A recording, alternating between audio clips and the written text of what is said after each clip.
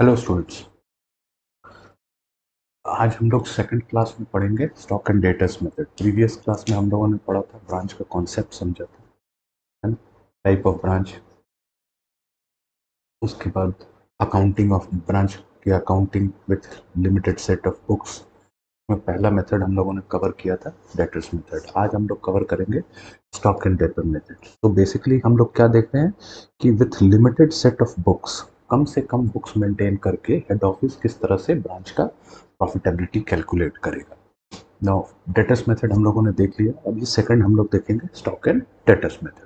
अभी stock and debtors method कब apply करती है normally head office? Stock and debtor method कब फॉलो करेगी ब्रांच की प्रॉफिटेबिलिटी को कैलकुलेट करने के लिए? जब ब्रांच का ऑपरेशन काफ़ी बड़ा होगा और ब्रांच के ऑपरेशन से रिलेटेड हेड ऑफिस को थोड़ा ज़्यादा डिटेल्ड इंफॉर्मेशन चाहिए होगा। इन that case branch head office क्या करेगी कि सर्टेन एडिशनल, जैसे डेटर मेथड में सिर्फ एक ब्रांच अकाउंट मेंटेन करती थी, यहाँ पे हेड ऑफिस क्या करेगा कि हेड ऑफिस कुछ और एडिशनल लेजर्स मेंटेन करेगा, सो दैट उसको ब्रांच के ऑपरेशंस का ज़्यादा विजिबिलिटी और ज़्यादा इंफॉर्मेशन अवेलेबल। ठीक है, तो बेसिकली डेटा मेथड कब यूज़ करते हैं? पहला, जब बेसिकली क्या होगा कि ब्रांच का ऑपरेशन बड़ा होगा, रिलेटिवली लार्जर बनाए,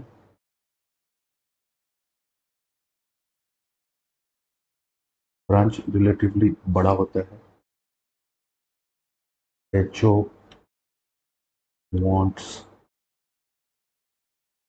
more control over branch, branch के ऑपरेशन पे ज़्यादा ओवर ब्रांच ऑपरेशन, है ना, उससे रिलेटेड ज़्यादा इंफॉर्मेशन चाहिए। और एक चीज़ होता है कि जब stock and debtors method follow करती है कंपनी, कोई भी बिजनेस, तो in that case goods are sent by HO to branch at invoice price और लोडेड प्राइस, इसको आप जो भी कहो, है ना, ट्रांसफर प्राइस, लोडेड प्राइस, कुछ भी। सो बेसिकली यहाँ पे कॉस्ट का कॉन्सेप्ट नहीं लगता। तो यहाँ पे बेसिकली क्या होगा, हेड ऑफिस ब्रांच को हमेशा इनवॉइस प्राइस पे ही गुड्स स्टॉक जो है ट्रांसफर करेगी, एंड देन ब्रांच हो सकता है कि इनवॉइस प्राइस पे ही सेल करे, या फिर ब्रांच का अपना भी एक प्राइस हो सकता है जिसको कि रिटेल प्राइस कह सकते हैं, जो कि इनवॉइस प्राइस से भी थोड़ा ज़्यादा हो सकता है, वो भी सिचुएशन हो सकती है। तो बेसिकली ये तीन कंडीशन है जो कि रिलेटिवली जब अप्लाई होता है तो branch stock and debtor method head office follow करती है। अब क्योंकि हेड ऑफिस को एडिशनल थोड़ा ज़्यादा ऑपरेशंस का विजिबिलिटी चाहिए ब्रांच के ऑपरेशन का, तो हेड ऑफिस क्या करेगा, सर्टेन एडिशनल लेजर्स मेंटेन करेगा।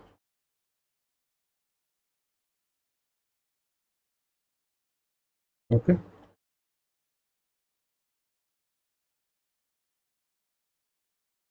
पहला branch stock account,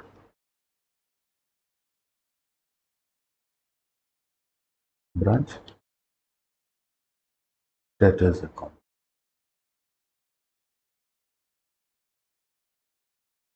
goods sent to branch account, branch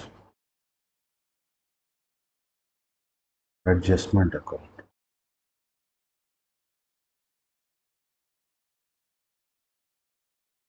branch cash account,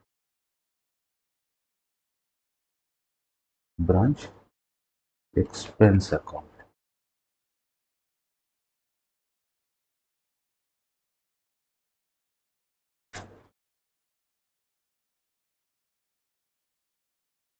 branch PNL account,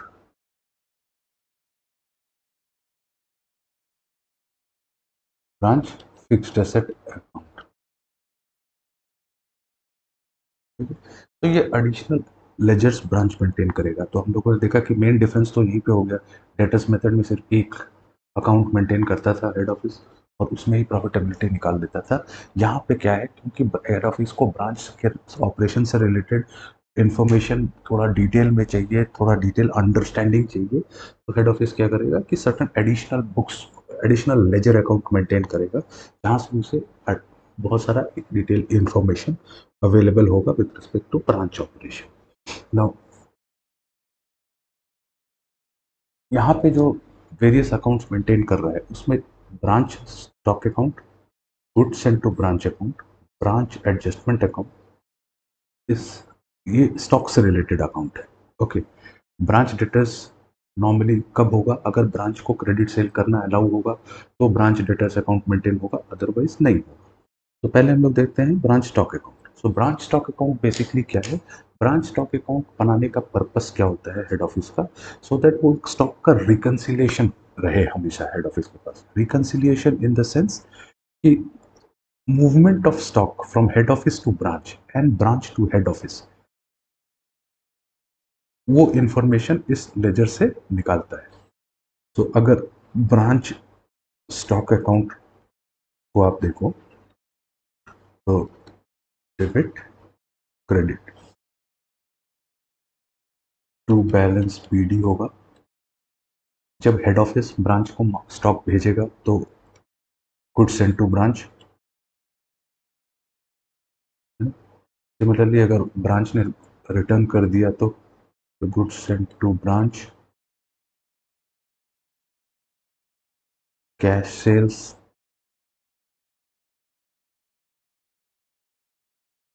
credit sales. दूसरे ब्रांचेस से स्टॉक अगर आया तो गुड्स सेंट टू ब्रांच।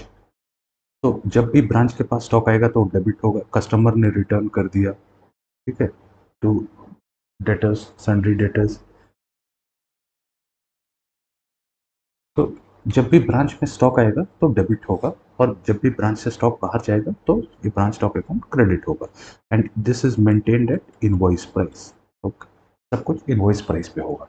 अब क्या होगा कि अगर सारे एंट्री आप डाल दो तो बैलेंसिंग फिगर क्या होगा, बैलेंस सीडी होना चाहिए, है ना, closing stock of branch stock का क्लोजिंग स्टॉक होगा।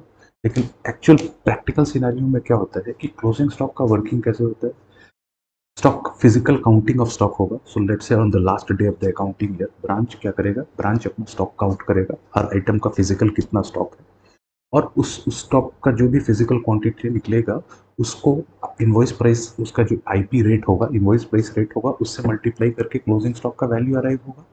ठीक है, तो वो वैल्यू यहाँ डाला जाएगा। अब होगा क्या कि जब आपने opening plus inward less outward करके एक नंबर आएगा, और क्लोजिंग स्टॉक जो आपने फिजिकल काउंट करके जो नंबर किया, कभी कभी क्या होगा इन दोनों में डिफरेंस हो सकता है। ये डिफरेंस क्यों होगा, ये डिफरेंस हो सकता है ड्यू टू शॉर्टेज और एक्सेस, है ना। लेट्स से ब्रांच है आपका, स्वीट्स का शॉप है, और वहाँ पे कुछ चॉकलेट है या कुछ है, कस्टमर आते हैं, उसमें बच्चा है, कोई बच्चा 2 चॉकलेट उठा के लेके चला गया, या कोई कुछ भी ऐसा ब्रांच में पिल्फरेज, ये सब नॉर्मल है। जब आप स्टोर चलाएँगे तो ये सारी चीज़ें नॉर्मल है, और इन सारी चीज़ को आपको डे टू डे में पता नहीं चलता है। कब पता चलेगा, जब आप स्टॉक काउंट करेंगे तो opening plus purchase less sales करके आप एक नंबर अराइव एट करेंगे जो आपके बुक्स के हिसाब से क्लोजिंग स्टॉक होना चाहिए। लेकिन फिजिकल काउंटिंग जब आप करोगे तो क्लोजिंग स्टॉक कुछ और निकलेगा। ये जो डिफरेंस है, ये डिफरेंस क्या होगा, या तो शॉर्ट हो सकता है या एक्सेस हो सकता है।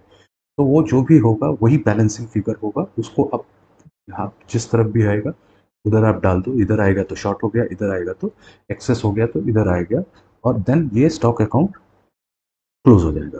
तो ब्रांच स्टॉक अकाउंट से बेसिक ऑब्जेक्टिव क्या है, ये स्टॉक रिकंसिलिएशन है, लेकिन यहाँ से शॉर्टेज और एक्सेस से रिलेटेड इंफॉर्मेशन हेड ऑफिस को पता चलता है। ठीक है, सो ब्रांच स्टॉक बनाने का एक ऑब्जेक्टिव ये है, और ये account is maintained at invoice price.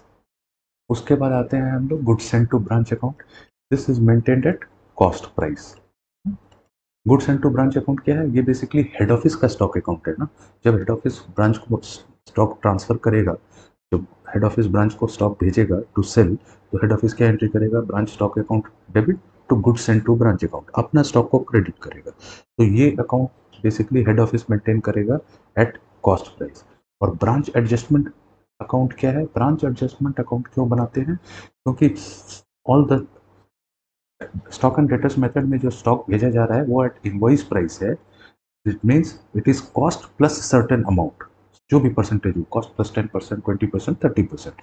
वो जो एडिशनल अमाउंट है, वो सारा एडिशनल अमाउंट की एंट्री ब्रांच एडजस्टमेंट अकाउंट में होगा, और यहाँ से जो रिजल्टेड फिगर निकलेगा वो या तो ग्रॉस प्रॉफिट होगा और ग्रॉस लॉस होगा। तो ये बेसिकली ट्रेडिंग अकाउंट की तरह काम करता है। उसके बाद ब्रांच एडजस्टमेंट के बैलेंस को हम लोग क्या करेंगे, जैसे हम लोग ट्रेडिंग पीएनएल में करते हैं, ग्रॉस ग्रॉस प्रॉफिट को ट्रांसफर करते हैं नेट प्रॉफिट में, एंड देन नेट प्रॉफिट से एक्सपेंसेस लेस करके पीएनएल में ट्रांसफर करते हैं, और उससे एक्सपेंसेस लेस करके नेट प्रॉफिट निकालते हैं। सेम उसी की तरह है ये सारा account. Cash account, expenses account, ये एडिशनल अकाउंट्स है। रिक्वायर्ड है तो मेंटेन करेंगे, नहीं रिक्वायर्ड है तो नहीं मेंटेन करेंगे, depending upon the circumstances. But ये तीन अकाउंट सबसे इंपॉर्टेंट अकाउंट है। And then the fourth account is branch PNL account, जो कि ऑलमोस्ट आपको मेंटेन करना ही है ब्रांच के रिस्पेक्ट में। अगर ब्रांच को क्रेडिट सेल अलाउ किया है हेड ऑफिस ने, देन ब्रांच डेटर्स का कॉन्सेप्ट आएगा, अदरवाइज तो ब्रांच डेटर्स होगा ही नहीं, क्योंकि क्रेडिट सेल नहीं है तो डेटर्स नहीं होगा। सिमिलरली ब्रांच कैश अकाउंट तो फिर भी मेंटेन करना चाहिए। ब्रांच एक्सपेंसेस अकाउंट आप डायरेक्टली पीएनएल में चार्ज ऑफ कर सकते हो, एक्सपेंसेस अकाउंट का सेपरेट अकाउंट मेंटेन करने की कोई जरूरत नहीं है। अभी हम लोग क्या करेंगे, वन बाय वन ट्रांजैक्शंस को जर्नलाइज करके देखेंगे कि क्या क्या ट्रांजैक्शन हो सकता है ब्रांच और हेड ऑफिस के बीच में in stock debtors method. Okay, और बस यही एस्पेक्ट है इसमें। सो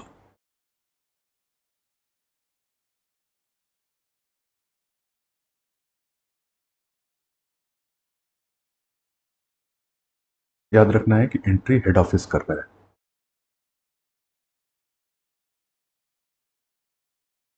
पहला, goods send to branch, head office ने ब्रांच को स्टॉक भेजा, हेड ऑफिस क्या एंट्री करेगी, branch stock account debit at invoice price to goods send to branch account invoice price. Second scenario क्या होगा, लेट्स से हेड ऑफिस ने जो branch को स्टॉक भेजा, उसमें से ब्रांच ने कुछ स्टॉक रिटर्न कर दिया, है ना।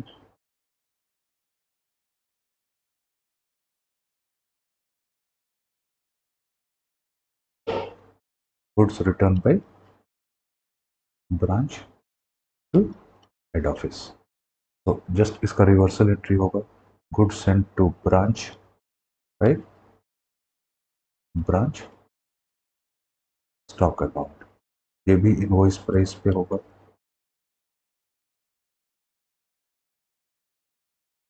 थर्ड, कभी कभी ऐसा होगा कि हेड ऑफिस के पास अगर स्टॉक नहीं होगा, तो हेड ऑफिस दूसरे ब्रांच को कहेगा कि आपके ब्रांच को स्टॉक भेजे। तो बेसिकली क्या है, goods received from other branch, है ना। आपके ब्रांच को गुड्स रिसीव हुआ, हेड ऑफिस से नहीं रिसीव होके अदर ब्रांच से रिसीव हुआ, फ्रॉम अदर ब्रांच। तो जब दूसरे ब्रांच से स्टॉक आएगा तो आप ऐसे ही हेड ऑफिस वैसा ही एंट्री करेगा एज ए हेड ऑफिस से जा रहा है, ठीक है। दूसरा ब्रांच जो है वो अपने बुक्स में ऐसा एंट्री करेगा एज इफ उसने हेड ऑफिस को रिटर्न कर दिया। तो सीक्वेंस क्या होगा, जो जिस ब्रांच से आपको स्टॉक मिलेगा, वो ब्रांच हेड ऑफिस को स्टॉक भेजेगा, एंड देन हेड ऑफिस आपको स्टॉक भेजेगा। ओके, तो आप हेड ऑफिस उसकी एंट्री क्या करेगा, एज ए हेड ऑफिस ही वो स्टॉक आपको भेज रहा है। तो again branch stock account to goods send to branch, ये भी इनवॉइस प्राइस पे होगा। सिमिलरली अगर इसमें भी रिटर्न हो गया, ये रिटर्न नहीं, यानी आपने किसी दूसरे ब्रांच को स्टॉक भेजा, goods sent to other branch, return भी हो सकता है, goods sent to branch to branch stock, ठीक है। ये भी इनवॉइस प्राइस पे। तब ये चार सिनेरियो तो हो गया कि आपको आपको स्टॉक मिला, आपने उसमें से रिटर्न किया, चाहे वो स्टॉक पहला सिनेरियो है हेड ऑफिस से स्टॉक मिला और दूसरा सिनेरियो आपने हेड ऑफिस को रिटर्न किया। थर्ड इज आपको दूसरे ब्रांच से स्टॉक मिला और आपने दूसरे ब्रांच को स्टॉक भेजा। अब आते हैं कैश सेल्स। अगर आपने कैश सेल्स किया ब्रांच से तो हेड ऑफिस क्या एंट्री करेगी? हेड ऑफिस इस केस में क्या एंट्री करेगी? बैंक और कैश अकाउंट डेबिट। ठीक है, bank oblique cash to branch stock.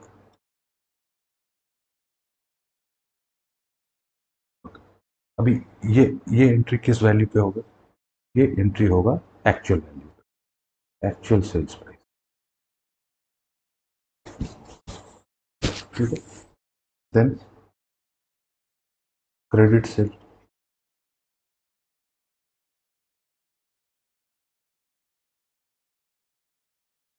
Branch debtors to branch stock, actual sales price. ठीक है, सिमिलरली अगर कुछ रिटर्न हो गया,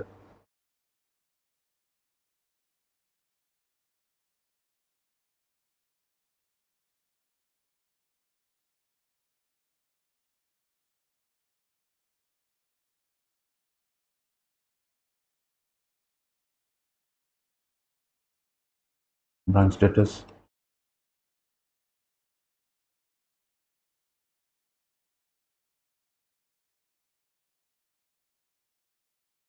तो अब बेसिकली आपने जो ब्रांच स्टॉक अकाउंट है उससे रिलेटेड सारा इंफॉर्मेशन हो गया मोर और लेस, कि आपने ब्रांच का ओपनिंग स्टॉक क्या था, ब्रांच में स्टॉक आया हेड ऑफिस से आया या फिर किसी अदर ब्रांच से आया, ब्रांच से स्टॉक निकला कैसे, सेल्स के थ्रू से निकला, कैश सेल्स, क्रेडिट सेल्स, या फिर आपने दूसरे ब्रांच को स्टॉक भेजा।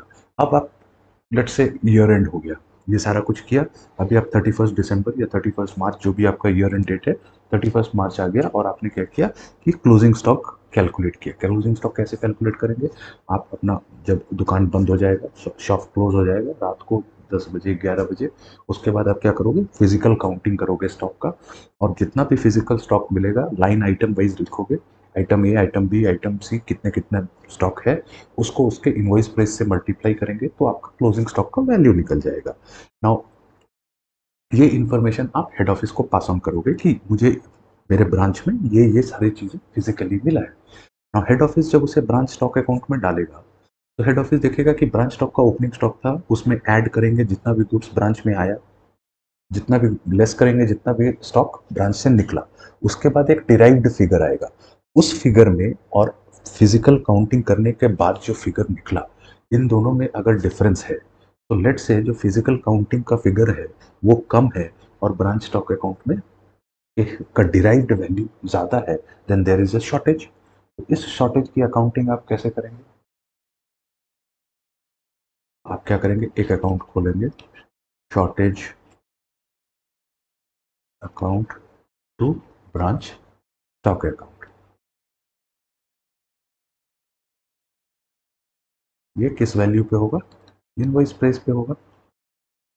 ठीक है, इसके अलावा एक और सिनेरियो हो सकता है कि लेट से कुछ लॉस हुआ, एबनॉर्मल लॉस। ये shortage is normal loss, means छोटा मोटा पिलफरेज या छोटा मोटा कोई चोरी कर रहा है वो हो गया। लेकिन लेट से एबनॉर्मल लॉस हो गया, यानी कि फायर के कारण लॉस हो गया, या फिर हेड ऑफिस से स्टॉक चला और ब्रांच आने के बीच में एक्सीडेंट हो गया और स्टॉक डिस्ट्रॉय हो गया और लॉस हो गया, मतलब ट्रांजिट में लॉस हो गया। तो एबनॉर्मल लॉस इसको कहेंगे, एबनॉर्मल लॉस यानी फायर पब्लिक ट्रांजिट लॉस अगर होता है तो इन दैट केस क्या करेंगे? एक नया अकाउंट खोलेंगे, abnormal loss account to branch stock account,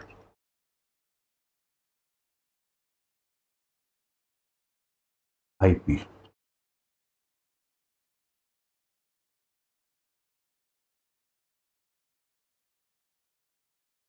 अब क्या हुआ, आपने ये सारा एंट्री कर दिया इनवॉइस प्राइस पे, स्टॉक से रिलेटेड ऑलमोस्ट सारी एंट्री हो गई। अब क्या है कि ये सारे एंट्री इनवॉइस प्राइस पे है ना? वेयर एज आप जो प्रॉफिट कैलकुलेट करोगे वो कॉस्ट पे करोगे। तो अब आपको क्या करना है, इनवॉइस प्राइस से कॉस्ट जो डिफरेंस है, कॉस्ट और इनवॉइस प्राइस का डिफरेंस जो लोडिंग पार्ट है उसको आप निकालोगे, है ना। तो वो लोडिंग पार्ट जो आप निकालोगे तो क्या करोगे, उस डिफरेंस को कहाँ ले जाएंगे हम लोग, ब्रांच एडजस्टमेंट अकाउंट में। तो फर्स्ट एंट्री क्या था, branch stock account debit for goods sent to branch, branch stock account debit to goods sent to branch account. अभी हमें क्या करना है, जो ब्रांच जो गुड्स आया, goods sent to branch account है, स्टॉक अकाउंट है हेड ऑफिस का, ये अकाउंट ये इनवॉइस प्राइस पे है। इसे हम क्या करेंगे, इस इसको इसका जो लोडिंग पार्ट है वो हम यहाँ से निकालेंगे और ब्रांच एडजस्टमेंट में ले जाएंगे, क्योंकि goods sent to branch account हमें कॉस्ट पे मेंटेन करना है। तो loading part of entry number 1, है ना। एंट्री नंबर 1 क्या था, branch stock account debit to goods and to branch account. तो goods and to branch account जो है वो कॉस्ट पे मेंटेन होगा, क्योंकि ब्रांच हेड ऑफिस का स्टॉक है, वो पीएनएल कॉस्ट पे कैलकुलेट होगा। तो goods and to branch account हमने ब्रांच स्टॉक अकाउंट डेबिट किया था और goods and to branch account credit किया था एंट्री नंबर 1 में। अभी goods and to branch account invoice price पे है, तो उसे लोडिंग पर उसको कॉस्ट प्राइस पे लाने के लिए उससे लेस करेंगे, यानी क्रेडिट किया था तो डेबिट करेंगे और डिफरेंस को ट्रांसफर करेंगे ब्रांच एडजस्टमेंट अकाउंट में, है ना। ये invoice price minus cost price से होगा, invoice price minus cost price से। सिमिलरली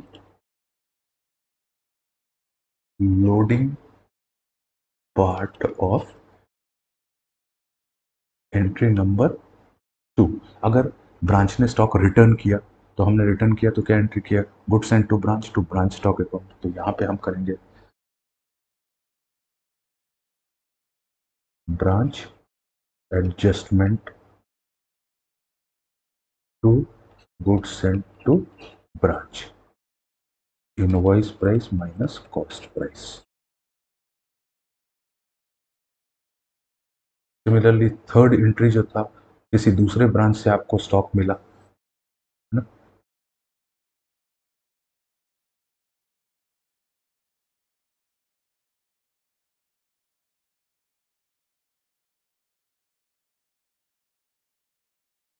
तो उस जब दूसरे ब्रांच से आपको स्टॉक मिला था तो ब्रांच ने क्या एंट्री पास किया, branch stock account debit to goods and to branch. तो goods and to branch account को हम डेबिट करेंगे to branch adjustment account, invoice price minus cost price, invoice price minus cost price. Similarly जब आपने दूसरे branch को stock भेजा, है ना, तो हमने एंट्री किया, good send to branch account debit किया था और ब्रांच स्टॉक अकाउंट क्रेडिट किया था। तो अभी हम लोग loading part of entry number 4, branch adjustment to good send to branch, invoice price minus cost price, invoice price minus cost. ठीक है, अब आते हैं, सेल का लोडिंग पार्ट हटाने की जरूरत नहीं है ना, क्योंकि वो एक्चुअल रियलाइज हुआ है, आपने थर्ड पार्टी को सेल किया है, चाहे क्रेडिट सेल हो या कैश सेल्स हो, आपको उसका रिटर्न लोडिंग पार्ट हटाने का कोई भी ज़रूरत नहीं है, क्योंकि वो एक्चुअल में रियलाइज हो गया। तो इन दो एंट्रीज को, क्योंकि आपने यहाँ पे एंट्री ही एक्चुअल सेल प्राइस पे किया है और यहाँ पे गुड्स एंड टू ब्रांच का कोई रिलेशन नहीं है, तो कोई एंट्री नहीं होगा। अब आते हैं,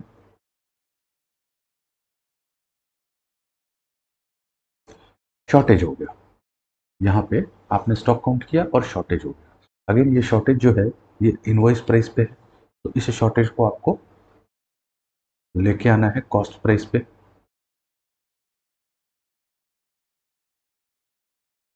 एंट्री नंबर 8।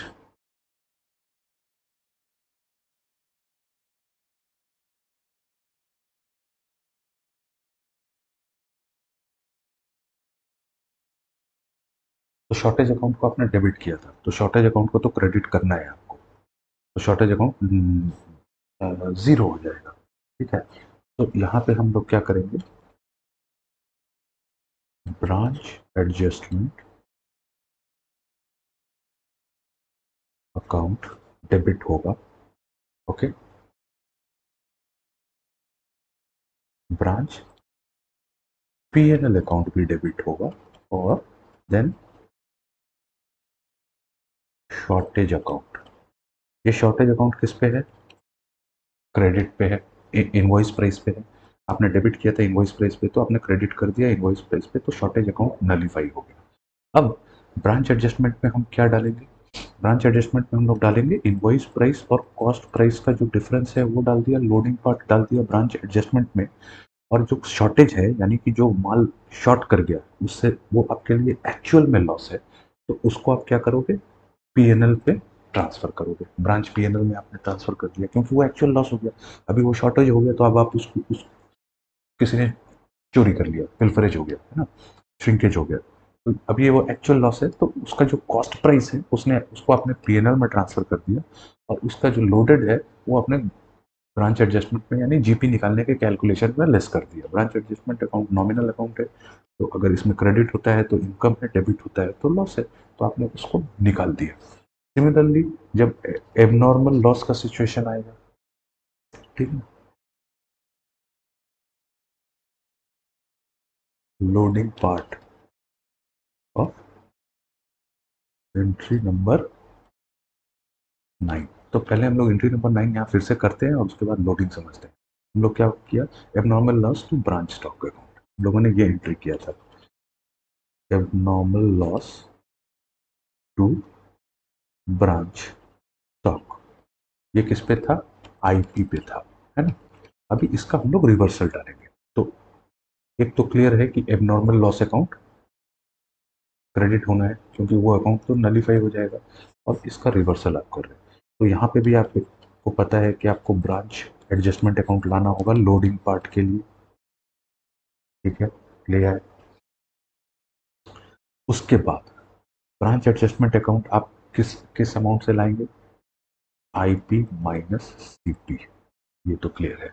अब क्या है, ये एबनॉर्मल लॉस है, यानी लॉस बाय फायर, थेफ्ट या कोई एबनॉर्मल कंडीशन, तो जनरली बिजनेस क्या करती है, ऐसे एबनॉर्मल कंडीशंस को कवर करने के लिए इंश्योरेंस क्लेम लेती है, इंश्योरेंस करा के रखती है अपने स्टॉक का, है ना, ट्रांजिट इंश्योरेंस। लेट से आपका हेड ऑफिस से और आपके ब्रांच के बीच में 200 किलोमीटर का डिस्टेंस है या 100 किलोमीटर का डिस्टेंस है, तो इन ट्रांजिट है, रोड पे जा रहा है, रोड पे कुछ भी एक्सीडेंट कुछ भी हो सकता है ना, चाहे आपके ड्राइवर की गलती हो या अगले की गलती हो, आपका स्टॉक में लॉस आ सकता है, डिस्ट्रॉय हो सकता है, तो इसको कवर करने के लिए कंपनी क्या करती है, रिस्क मैनेज करने के लिए बिजनेस क्या करती है, बिजनेस इंश्योरेंस लेती है, transit insurance. Similarly stock branch में रखा हुआ है, रात को ब्रांच बंद है, शॉर्ट सर्किट से फायर हो गया, ऐसे सिचुएशंस में लॉस को कवर करने के लिए बिजनेसेस क्या करते हैं, इंश्योरेंस लेते हैं। तो लेट से आपने भी इंश्योरेंस लिया है, अगर नहीं लिया तो सिंपल है, लेकिन लेट से आपने इंश्योरेंस लिया, नहीं लिया तो टोटल अगेन जो आपने शॉर्टेज के रिस्पेक्ट में एंट्री किया सेम एंट्री हो जाएगा, है ना, शॉर्टेज का रिवर्सल किया ऐसा ही एंट्री आ जाएगा। लेकिन अगर लेट से आपने इंश्योरेंस ले लिया, तो सबसे पहले तो आपने लोडिंग पार्ट को हटा दिया, अब आपका जो कॉस्ट है, इंश्योरेंस कंपनी आपका कॉस्ट ही देगा, इंश्योरेंस कंपनी से आप कॉस्ट क्लेम करोगे, तो लेट से इंश्योरेंस कंपनी ने कुछ आपका जो स्टॉक लॉस हुआ उसका वैल्यू 10,000 था at cost, invoice price loading हटा दो, एट कॉस्ट प्राइस 10,000 का अगर लॉस हुआ, और लेट से इंश्योरेंस कंपनी ने 8,000 दे दिया और 2,000 बकाया है, या पूरा का पूरा पैसा दे दिया, या सिचुएशन हम लोग थोड़ा सा कॉम्प्लेक्स करते हैं कि अभी 10,000 का क्लेम था, मेरा लॉस था, मैंने क्लेम किया 10,000 का, इंश्योरेंस कंपनी ने 10,00,000 का लॉस का एक्नॉलेज किया कि ओके वी विल पे, लेकिन अभी तक मुझे सिर्फ 8,000 ही मिला है, 2,000 बाकी है, या 10,000 का लॉस था, इंश्योरेंस कंपनी ने कहा कि 9,000 का लॉस हम एक्नॉलेज करते हैं, ओके, 9,000 का लॉस एक्नॉलेज करते हैं, 8,000 दे दिया और 1,000 अभी बाकी है, तो जो आपको दे दिया इंश्योरेंस कंपनी ने उसको आप बैंक अकाउंट डेबिट करोगे, है ना, जितना क्लेम रिसीव कर लिया आपने उससे जो क्लेम बाकी है उसके लिए इंश्योरेंस कंपनी को आप डेटर्स बनाओगे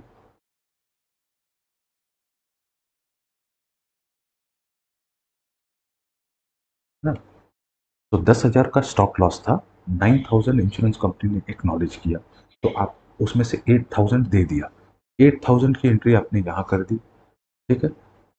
1,000 का रिसीवेबल खड़ा कर दिया इंश्योरेंस कंपनी के नाम पे, डेटर्स बनाया इंश्योरेंस कंपनी को, 1,000 आपका लॉस हो गया, उसे आप ब्रांच पीएनएल में ट्रांसफर कर दो।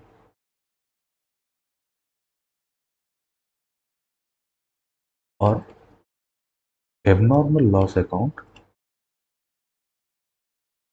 को आईपी से क्रेडिट कर दो। तो लेट से इसको नंबर से समझते हैं। 10,000 का स्टॉक था जिसका कॉस्ट प्राइस, और उसका 12,000 इनवॉइस प्राइस था, और ये स्टॉक रास्ते में जाते वक्त एक्सीडेंट में डैमेज हो गया। नाउ लोडिंग कितना है, 2,000। तो एबनॉर्मल लॉस को आपने, क्योंकि जब आप ब्रांच ने, हेड ऑफिस ने ब्रांच को जब स्टॉक भेजा होगा, तो ब्रांच स्टॉक अकाउंट को डेबिट कर दिया होगा 12,000 से, और गुड सेंट टू ब्रांच को क्रेडिट किया होगा। अभी रास्ते में आते वक्त डैमेज हो गया, तो आपने एबनॉर्मल लॉस अकाउंट को डेबिट करके ब्रांच स्टॉक अकाउंट को क्रेडिट कर दिया 12,000 से। अब एबनॉर्मल लॉस को आप क्लोज कर रहे हो, एबनॉर्मल लॉस 12,000 का आपने डेबिट किया था, 12,000 आपने क्रेडिट कर दिया। अब इस 12,000 में कॉस्ट, गुड्स का actual value, cost price was 10,000। Out of 10,000 insurance company ने 9,000 का क्लेम को एक्नॉलेज किया, 1,000 उसने कहा कि हम नहीं देंगे, 1,000 तो आपका नेट लॉस हो गया। उस 1,000 को आप सीधा पीएनएल में ट्रांसफर कर दो। आउट ऑफ 9,000 जो इंश्योरेंस कंपनी ने एक्नॉलेज किया कि हम देंगे, अभी तक लेट से 31 मार्च तक इंश्योरेंस कंपनी ने आपको सिर्फ 8,000 रुपए ही दिए इसमें से। तो 8,000 का बैंक का एंट्री कर दिया आपने। अब बच गया 1,000 जो आपको इंश्योरेंस कंपनी ने एक्नॉलेज किया है लेकिन अभी तक दिया नहीं है, तो आप क्या करोगे, इंश्योरेंस कंपनी को अपना डेटर्स बना दोगे 1,000 से, तो वो 1,000 यहाँ डाल दो आप, 8,000 यहाँ डाल दो, 1,000 यहाँ डाल दो, 2,000 यहाँ डाल दो। ये एंट्री होगा अगर कोई एबनॉर्मल लॉस हो गया। लेट से आपने इंश्योरेंस कराया ही नहीं था, ओके, तो पूरा का पूरा 10,000 पीएनएल में चला जाएगा। लेट से इंश्योरेंस कंपनी ने आपको पूरा का पूरा पैसा एक बार में ही दे दिया, तो फिर ये डेटर्स खड़ा करने की जरूरत नहीं है, ये 9,000 हो जाएगा। 9 2 11 और एक 12। ये सिचुएशन टू सिचुएशन वैरी करेगा। अब स्टॉक से रिलेटेड मोर और लेस सारी एंट्रीज हो चुकी है, लेकिन अब क्या होगा कि जो ब्रांच, जब आप क्लोज करोगे तो ब्रांच का आपका स्टॉक है ना, ब्रांच में क्लोजिंग स्टॉक है, तो ब्रांच का जो क्लोजिंग स्टॉक है जो नहीं बिका हुआ है, हेड ऑफिस क्या करेगा, उसे उसका, वो इनवॉइस प्राइस पे होगा, उसको कॉस्ट प्राइस पे लाएगा क्लोजिंग स्टॉक को, है ना। तो loading part on closing stock क्या करेगा,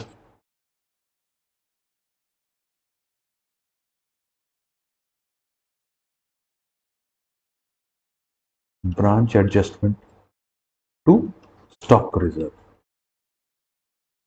क्यों स्टॉक रिजर्व, क्योंकि ये स्टॉक अभी बिका नहीं है, ठीक है। यहाँ पे आईपी माइनस सीपी। ना, इस ईयर का क्लोजिंग स्टॉक नेक्स्ट ईयर का ओपनिंग स्टॉक होगा, और नेक्स्ट ईयर ये स्टॉक बिक जाएगा, है ना। तो इसका रिवर्सल एंट्री डालेंगे,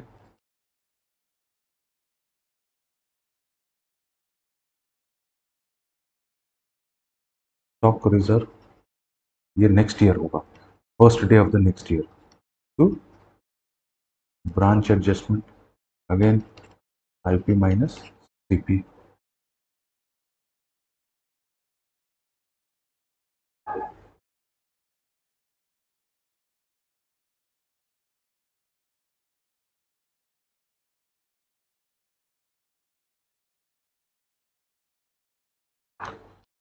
सो स्टॉक से रिलेटेड ऑलमोस्ट सारे एंट्री कंप्लीट हो गया, ठीक है। तो अब क्या होगा कि ब्रांच स्टॉक अकाउंट आपका मैच कर जाएगा, क्योंकि आपने एबनॉर्मल लॉस या जो भी है उसकी भी एंट्री कर दी। दूसरा बच गया branch adjustment account. Branch adjustment account का जो भी अब बैलेंस दिखेगा after passing all this entry, वो डिनोट करेगा ग्रॉस प्रॉफिट या ग्रॉस लॉस। और जो goods sent to branch account है उसका आपने इनवॉइस प्राइस पे एंट्री किया और उसके बाद उसका लोडिंग पोर्शन निकाल के यहाँ ट्रांसफर किया, तो जो भी बैलेंस बचा रहेगा closing goods sent to branch account, जो भी goods sent to branch account में बैलेंस बचा रहेगा वो नॉर्मली क्रेडिट ही रहेगा, तो उसको आप क्लोज करोगे बाय ट्रांसफरिंग टू, अगर ट्रेडिंग बिजनेस है तो परचेज अकाउंट में क्रेडिट कर दो, क्योंकि हेड ऑफिस का परचेज से ही ये ट्रांसफर हो रहा है, तो ट्रेडिंग अकाउंट है तो। और अगर मैन्युफैक्चरिंग अकाउंट है तो ट्रेडिंग पीएनएल में ट्रांसफर कर दो सीधा। ओके, ट्रेडिंग पीएनएल अगर मैन्युफैक्चरर है तो goods and to branch account भी क्लोज हो गया। तो स्टॉक से रिलेटेड जो आपके 3 अकाउंट थे यहाँ पे, ब्रांच स्टॉक अकाउंट ये क्लोज हो गया, ब्रांच एडजस्टमेंट अकाउंट ये भी क्लोज हो गया, यहाँ से आपको ग्रॉस प्रॉफिट या ग्रॉस लॉस आपने कैलकुलेट कर लिया, और goods sent to branch account को आपने क्लोज किया by transferring to head office, उसका लोडिंग पार्ट आपने निकाल दिया। ठीक है, अब ये सब तो स्टॉक से रिलेटेड एंट्रीज थी जो कि हो गई। इसके अलावा भी ब्रांच में बहुत सारी एंट्री होंगी, क्योंकि हमने देखा डेटर्स अकाउंट मेंटेन करना है, ब्रांच कैश अकाउंट मेंटेन करना है, ब्रांच एक्सपेंसेस अकाउंट मेंटेन करना है, वो सारी एंट्रीज भी होना है। तो let's say another entry, credit sale आपने किया था, branch debtors to branch stock किया, अभी collection from debtors, collection from debtors, तो बैंक टू ब्रांच डेटर्स, ये तो एक्चुअल ही होगा। अब लेट से कुछ डेटर्स के साथ एक्सपेंसेस हो गया, आपने डेटर्स को पैसा निकालने के लिए डिस्काउंट दिया या कुछ बैड डेट हो गया, तो let say bad debt account debit और discount to debtors account debit to branch debtors account. आपने डेटर्स को कुछ बैड डेट हो गया और कुछ डेटर्स को आपने डिस्काउंट दिया, देन इस अकाउंट को क्लोज करेंगे by transferring to branch expenses account में, इसको डेबिट करेंगे बैड डेट ऑब्लिक डिस्काउंट, तो ये दोनों अकाउंट चैप्टर क्लोज हो गया, ब्रांच अकाउंट में ट्रांसफर कर दिया। अगर ब्रांच में कोई फिक्स्ड एसेट है तो डेप्रिसिएशन टू ब्रांच एफए, है ना, depreciation to branch fixed asset, and then similarly इस डेप्रिसिएशन को ट्रांसफर करेंगे ब्रांच एक्सपेंसेस टू डेप्रिसिएशन, तो डेप्रिसिएशन अकाउंट भी क्लोज हो गया, सारा बैलेंस ब्रांच एक्सपेंसेस अकाउंट में जाके बैठ गया। अगर इसके अलावा ब्रांच अपने से कुछ कैश एक्सपेंसेस करता है, लेट्स से स्टेशनरी है या कुछ भी है, उसको भी आप ब्रांच एक्सपेंसेस अकाउंट में डेबिट करो टू कैश, कैश में आपने पेमेंट कर दिया। अब ब्रांच एक्सपेंसेस अकाउंट से रिलेटेड सारा इन्फॉर्मेशन आ गया, तो ब्रांच एक्सपेंसेस को आप क्लोज करोगे, कैसे क्लोज करेंगे ब्रांच एक्सपेंसेस को, नॉमिनल अकाउंट को क्लोज कैसे करते हैं, by transferring to PNL account, तो ब्रांच पीएनएल अकाउंट में डेबिट करेंगे, ब्रांच एक्सपेंसेस अकाउंट क्रेडिट हो गया। ये सारा कुछ आप चाहो तो ब्रांच एक्सपेंसेस अकाउंट नहीं मेंटेन करो, सीधा बैड डेट को क्लोज करो पीएनएल में ट्रांसफर करके, bad debt debit to debtors and then PNL to bad debt, ऐसे भी आप एंट्री कर सकते हो, आप बाईपास कर सकते हो। उसके बाद आपका ब्रांच पीएनएल से सारी एंट्री कंप्लीट हो गई। अब आप प्रॉफिटेबिलिटी कैलकुलेट कर सकते हो, ब्रांच पीएनएल का जो भी बैलेंस बचेगा, gross profit minus branch expenses minus जो नॉर्मल लॉस का कॉस्ट पार्ट था, नॉर्मल लॉस का कॉस्ट पार्ट था, उन सबको आपने निकाल दिया, तो आपका ब्रांच का प्रॉफिटेबिलिटी कैलकुलेट हो गया। तो ये सारी एंट्रीज हैं जो कि स्टॉक एंड डेटर्स मेथड में आएगा। जनरल एंट्री करके यूं इसलिए दिखाया ताकि इजी होगा समझने में, नॉर्मली एग्जाम में जनरल एंट्री नहीं आता है, वो लेजरिंग मेंटेन करने के लिए आता है। ठीक है, तो प्रैक्टिस हमें इस पॉइंट ऑफ व्यू से करना है कि एग्जाम में लेजर मेंटेन करने आएगा, लेकिन जनरल एंट्री से समझना आसान हो जाता है, क्योंकि जनरल एंट्री एक बार हो गया तो लेजर तो कुछ भी नहीं है। नाउ कभी कभी क्या होगा कि ब्रांच को लेट से हेड ऑफिस ने स्टॉक भेजा एट इनवॉइस प्राइस, और ब्रांच जो है उसे एक्सेस इनवॉइस प्राइस से ऊपर बेचने में सक्सेसफुल हो गया। लेट से हेड, कभी कभी ये भी होगा कि हेड ऑफिस ही उसे कहेगा कि तुम उससे अपने प्राइस पे बेचो। लेट से एक 10 रुपए का आइटम है जो हेड ऑफिस ब्रांच को 12 रुपए में बेचता है, लेकिन ब्रांच को कहता है कि तुम उसे 15 रुपए में बेचो। तो कंपनी का एज ए होल प्रॉफिटेबिलिटी है 15 - 10, लेकिन ये जो 5 रुपए का प्रॉफिट है ये स्प्लिट हो जाएगा ब्रांच और हेड ऑफिस के बीच में।